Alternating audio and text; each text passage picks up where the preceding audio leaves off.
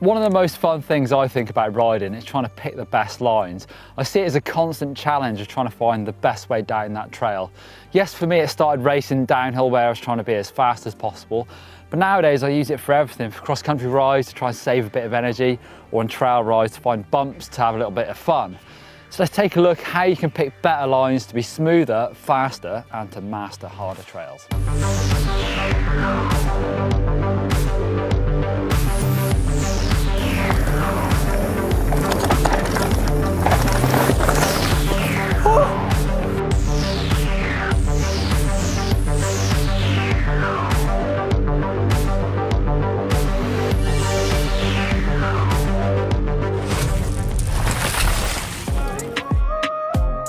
Trying to be smoother can really change some people's riding, from getting less bashed around on the bike to letting your bike last longer, to avoiding punches, or even to stop crashing a bit more.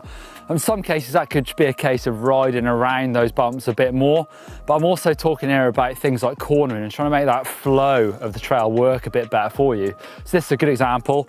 It's really tempting to go to the inside, and actually this is really well worn. Looks like where most people go, but you'll get to about midway around the corner and then there's a route, and actually you're probably going to slide a little bit and you've made like a 50p piece out of a corner, so not a gradual corner, you're just doing it in big chunks. Whereas I think it's much better to spot it early, look around the corner and actually come up over these rocks a little bit wider, drop in and make one smooth gradual curve all the way around this corner. Keep your head up and try experimenting with the lines.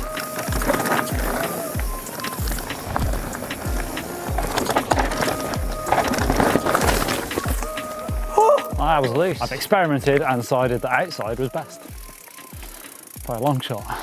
Inside was sketchy but fun.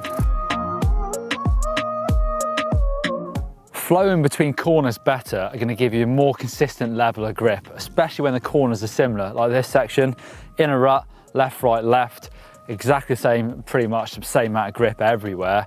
So really I'm going to keep my head up, which is key for a lot of the line choice things I'm going to talk about, but really try and spot where I need to be and nice smooth movements.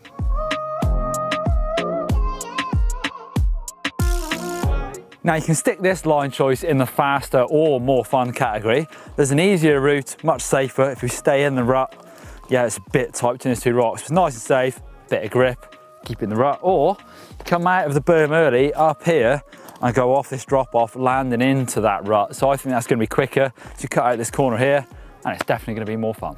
I'd always recommend getting off and taking a look at that section. It can be easy or hard, but if you don't know what's there, something might catch you out. So I'm often looking for the shortest route down the trail, and we're on that section where I've got to drop off or that rut. And it looks easy from back there and it looks like people are riding it, but that doesn't tell me all the story. You might see trails, you know, tyre tracks going in there. You still don't know that it's definitely rideable. So stop, have a look. I can see actually it's not much of a drop at all. So I think it's good to have a go at.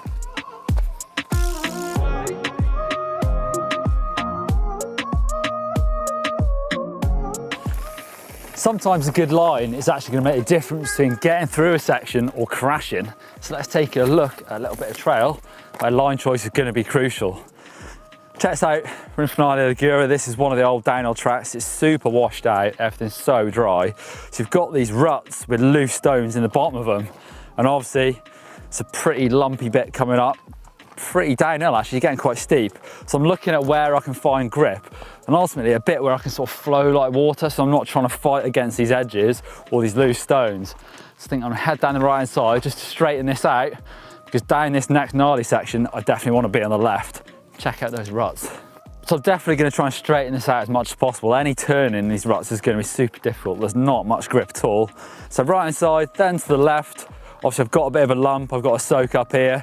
Just try and stick in the bottom of this rut on the left hand side where it's quite compact. I'm going to find a decent amount of grip. So I've dealt with the worst of it up there. However, even this bit at the very end looks like it could cause a crash, because it looks like you can be tempted to go to the inside, but actually by the time I get in there, my bike bottoms out, because there's a bit of a compression as well. My pedal's going to be really close to hitting either side of that rut on those big lumps, and that can cause a crash big time.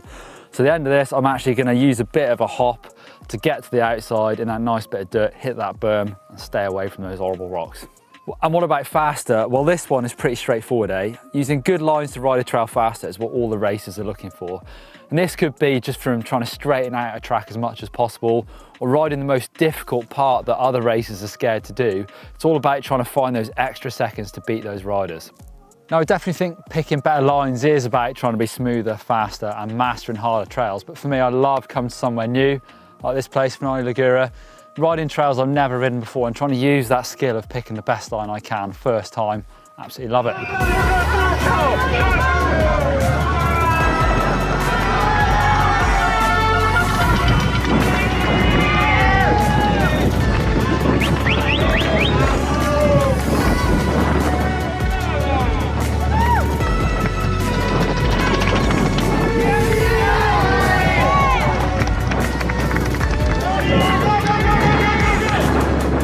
If you want to see some more videos, click on that island just about there for Blake's Isle of Wight adventure, his bikepacking ride around the island. Click on those forests down there where I'm sure there's some more amazing trails. For the first look at this Scott Ransom, it gives thumbs up if you like riding in the sun.